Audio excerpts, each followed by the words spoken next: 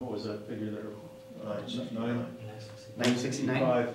These are the donor funds. This is the amount of the library tax dollars that are collected from Atherton properties that go to the county, and the county then takes out direct and indirect costs associated with the Atherton library. The net in this year, we had $960,000 more in tax revenues than were the direct and indirect costs of the library. Now that's all Prop 13 and that sort of thing. The thing I want to point out though is there's been a recent change by the county library system that says they no longer, beginning this next fiscal year, will remit these donor funds to the town's books. They want to keep them at the county. Therefore, as we build a library, this reserve figure, the library costs will come out of the reserve figure here. Right. And it won't be reimbursed in the future by other donor funds unless that policy is changed again. Right. Well, how do they have the power to do that? Because it's done by a joint powers authority comprised of 12 agencies. We're one of them. And our representative voted to make that change along with all the rest of them. And they had their rationale and so forth. But this is one battle I've been fighting for. But it costs us $1 million. Well, it just won't be on our books. Well, do we have the right to spend it? No. We don't have the right to spend it today unless they also agree to spend the donor funds for whatever we want to spend it on.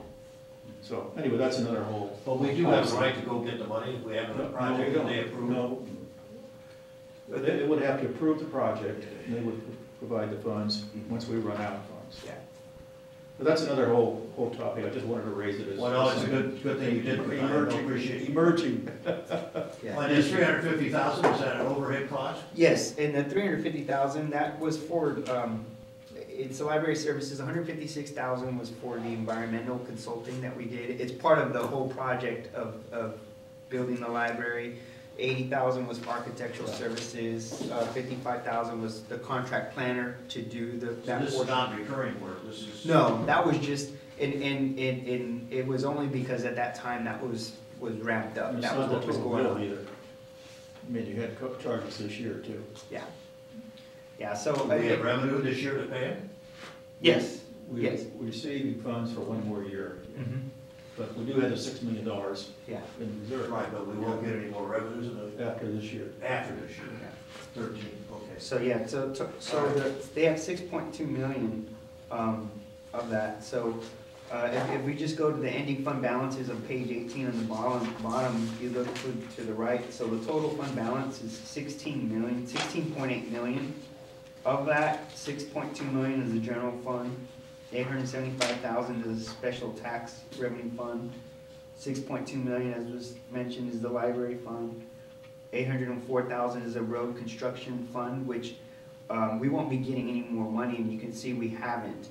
This is what we're using for capital projects. We're going to deplete this fund. Going forward. The impact fee? Yes, sir. And that's what we, like the impact fees, the Measure A, M, and the special tax revenue funds, we usually, what we do is for big projects, or in most cities what they do is they pull multiple transportation funding to help pay for projects, and that's what we do in our capital improvement project, is use multiple funds for this. Our facility construction is $2 million, and then our other governmental, which is the Measure A, our COPS grant, gas tax. So what is this 620 construction capital project fund? That was the that's the fund for the civic center. It's a reserve that is built up through fees for building permits that is available for the building department's portion of the new center. The building department's portion. Yeah. And of that amount, of the $2 million, 1.8 million is reserved for the building department. That's which is part of the capital, which is this whole construction project. Looks like we don't fund that anymore either. No, we stopped. This year we didn't put anything towards it this year. With that being said, I just wanted to kind of go over the general fund portion and see how we've done a big improvement over last year. And then Perry, you know, for time, when I turn it over to Mr. Wong to maybe, to kind of go through the audit and his findings. I think we should do that before Yeah. we lose everything. Yeah, exactly. One question, why does it take us so long to get the financial report put together? No, I think it was just this was just a special year in timing and getting,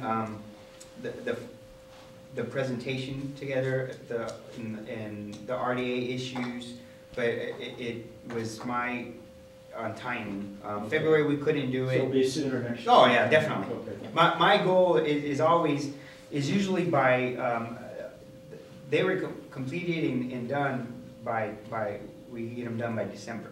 And that's our goal, is October, November, that way by December to present it to both the committees, so, yeah.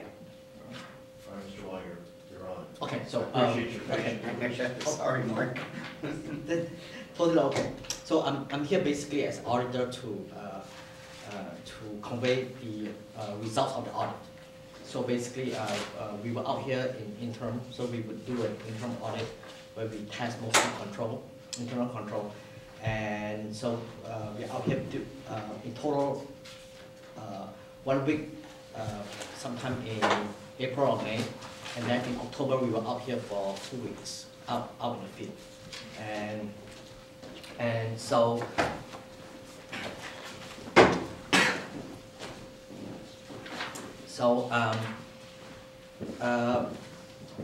basically this year, if you just on the basic financial statements itself,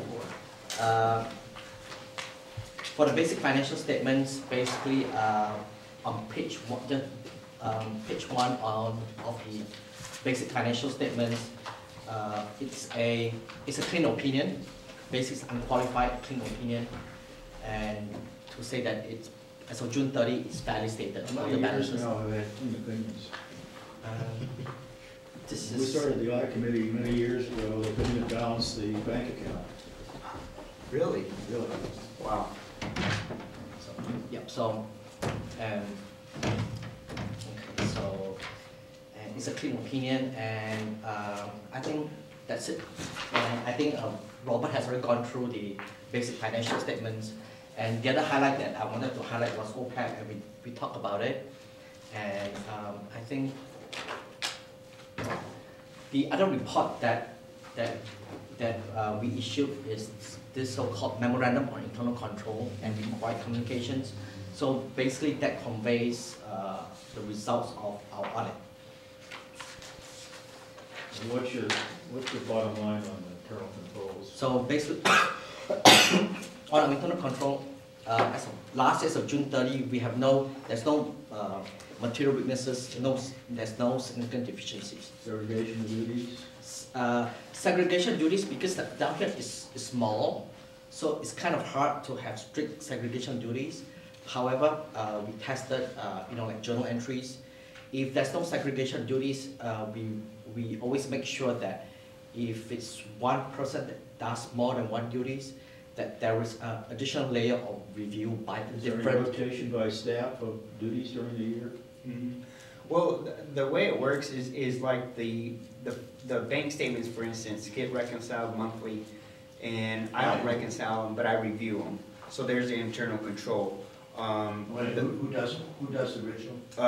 My senior accountant, June, he does the reconciling of What them. else do they do besides, what does he do besides that one for the banks? He oversees the payroll, verifying the payroll's done. He does the day-to-day general ledger reconciliation with the accounting Do you just technician. initiate transactions though, or write the checks, or? No, the AP gets entered by the accounting technician. I oversee the accounts payable register. I verify, I go through those. I sign off, I commit it, then she goes and she takes that batch and she creates the checks. We see Then I go and I sign so them. many headlines about collusion between two employees now Yeah. in many of these agencies. Right.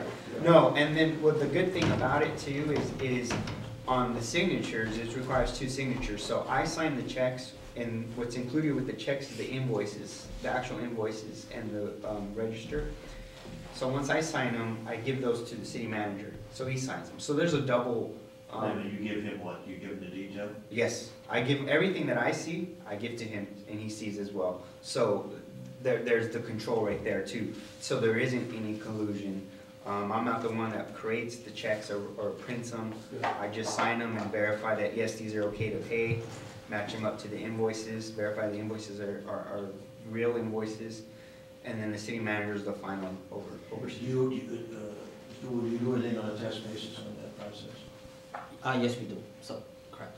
I think he has a notation on page 5 that you needed to implement the Springbok HR module, that then might improve the process, because you're talking about who runs payroll and prints payroll checks, and also adjust the employee database information, so you don't have that implemented yet. Correct. I think typically for payroll, we would prefer the ideal segregation is that one person who enters the payroll database will be separate from the person who does payroll itself. However, I think in this case that would be the spring in this recommendation. But I think last year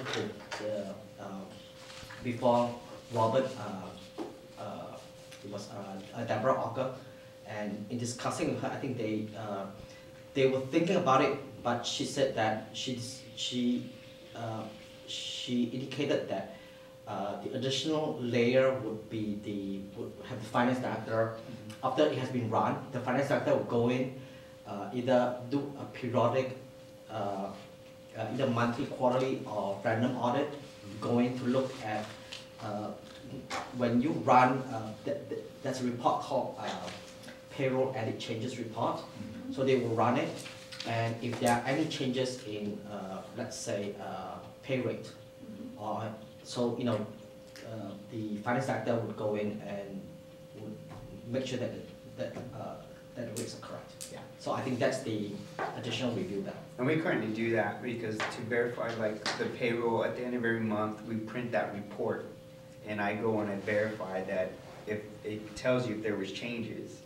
And whenever there's a change within a payroll, whether it's a new employee or a change in payroll rate, that's in that payroll register, and I sign that. Then I go and that happens every payroll. Then at the end of every month, we run that report again. It's a report for the whole month, and I verify that and I sign off on that. And so that's another checks and balances. Does that include overtime? Yes. Well, overtime, that gets verified because I verify payroll as well. They input the payroll, they get it done. I go and I verify that. I go through the detail that the payroll matches what is turned in. What I'm getting at, it seems like that's a big area for potential fraud. It also apparently on the police side is a big issue because, as Whitmer pointed out, our expenses are while they're under budget, we're understaffed, so we'll burn a lot of overtime somewhere. Right. No, and that one's in communication with the PD management and myself. But they verify, there's a supervisor that verifies the payroll weekly to verify that that was their time. And so that gets verified. And when it comes to us, as long as they have signed off on it, we know the supervisor, it's either the chief Lieutenant or the lieutenant, or both. The lieutenant, either one, the lieutenant or the chief will sign off on it and verify that that's correct. Because they have the schedule, they verify that they worked, and yes, if it was overtime. And we make sure to, on the overtime too, we communicate with them on the correct. That's one thing we don't see is any kind of plotting of overtime hours. Mm-hmm. And I've been, Chief and I've been talking about overtime, and I think it's just been a sensitive issue with staffing wise, and that's something that we need to verify. But I think it'd be good to condition us in terms of what's happening with overtime hours in terms of the of staffing, like, this is the overtime for the month, why? well, and have some trend to compare to, yeah. Do you have that? Is that, you told me that you have a whole bunch of data that this explodes to. Do you have overtime? Yeah, you can get you Yeah, the detail. part of that would be, Do you have the ability to bill for Obama's extra overtime? no.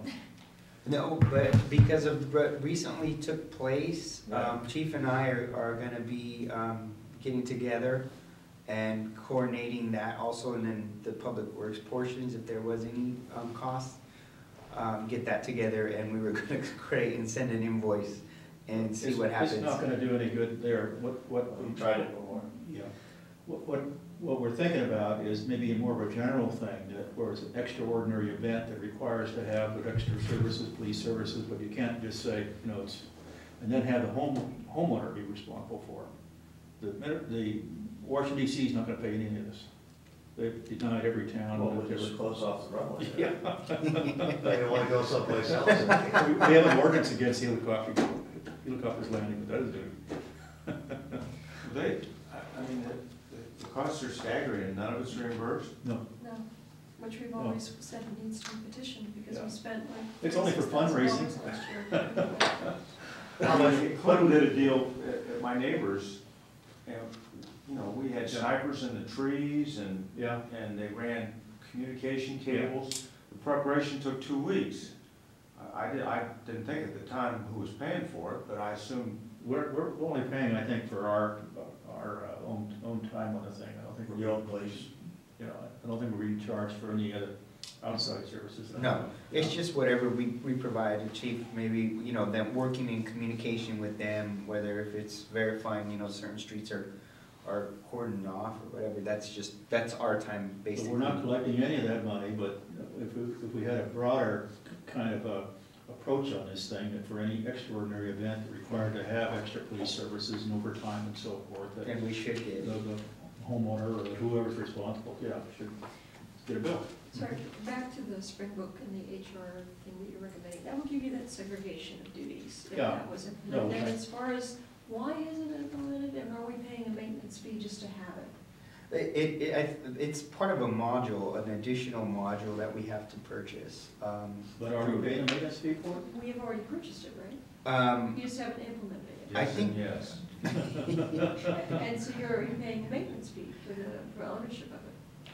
I think it's a total portion. It's not like segregated, like this is HR's, but it's just the maintenance of everything. Okay. Yeah. Good point. You're paying a maintenance fee on something you haven't implemented yet, so. That should have Because, been- yeah, from my conversation with the previous finance director, it was during the time, I think, they, because of the staff layoff, they just, Yeah, they- change they- the finance correct, managers, correct, and the that's a finance big manager, factor all that, here. correct. that, you know, And so- for three.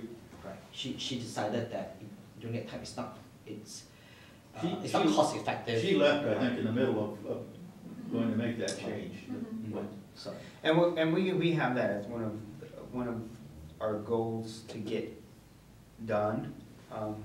You know, it'll get done, it's just us with That's staffing, with, you know, issues that come, budgets coming up, other, you So know. who's the driver on that module? Teresa? Is that who?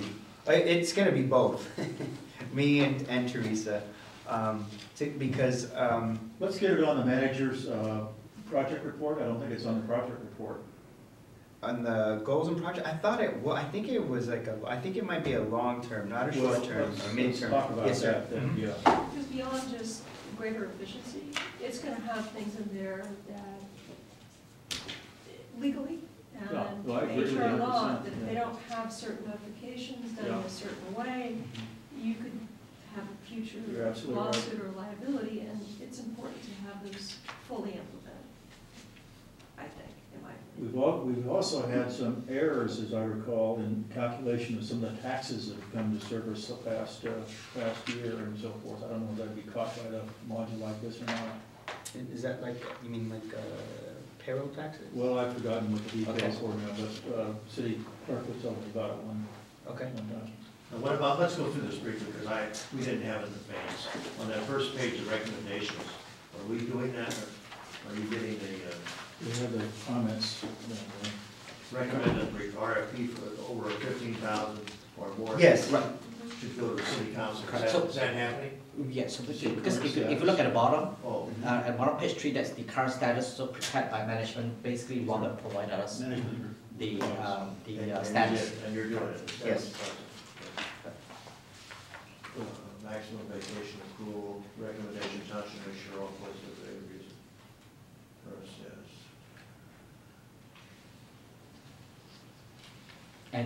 And this item, this current status is actually reflected on the financial statements. On the financial statements, on page 34, the footnote, you can actually see that the amount of liability reduced significantly On the compensated on the absences. compensated Yeah. absences. So wait a minute, where are you?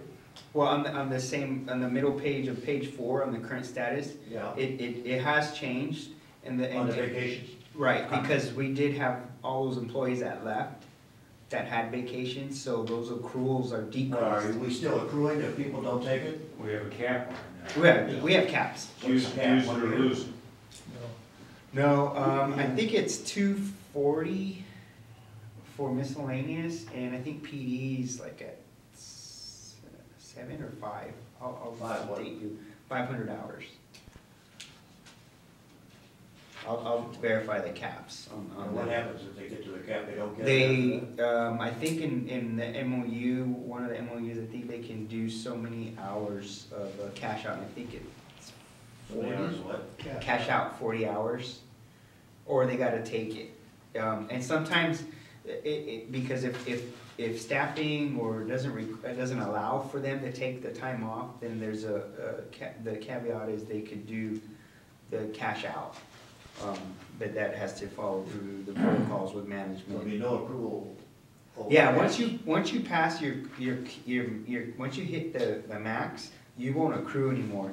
And so what happens, and that's what behooves employees, is to make sure that they don't get to that cap. So one, they wanna use their vacation, because when they're at their max, yeah, you're right, they're not accruing. And that's that. only in effect for the miscellaneous employees at this point in time, or is it in effect for police too?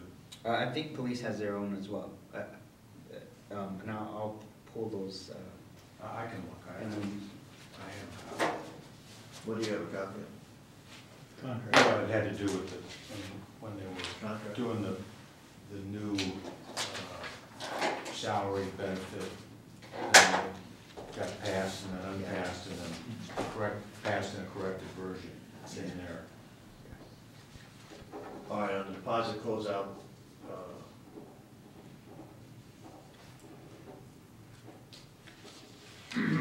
yeah, we're, on that one, it's a process that, we were getting deposits for buildings, and I think one of the issues too is sometimes the deposits, we return the deposits once the project is The completed. record keeping was verified. lousy. Right, and so now I have my staff reconciling that with the building department, so it won't be an issue. And they have their own system now too. Right, their CRW, Yeah. and CRW feeds into Springbrook, and then we reconcile to It make was sure. incredible about the hand work was done for many years. Yeah, so that's something that we are definitely fixing are you and satisfied with that? maintaining with it. Mr. Wu? Correct, yeah. Okay. Do you have any other comments that you want to share with us? I think that's on, basically, and on page 7 is our required communications. Those elements that we're required to communicate to the town council. So basically, there are no difficulties for the audit. So basically, there's no significant items there. So. So no disputes between you and management. Correct. Robert, why don't you excuse yourself a minute? Okay.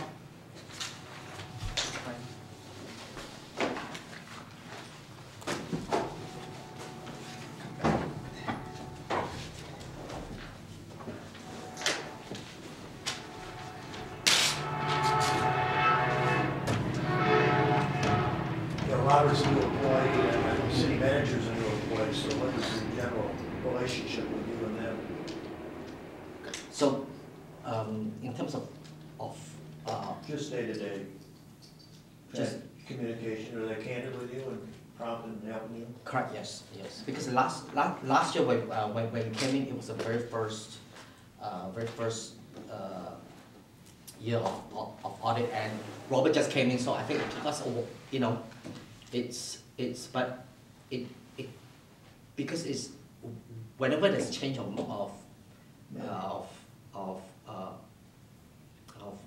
management, and we look at a different process. If the process are changed, we go in and we test a lot more. So a good example is the finance director in the town does a lot of reviews here, disbursements, payroll, bank reconciliation. So we would, because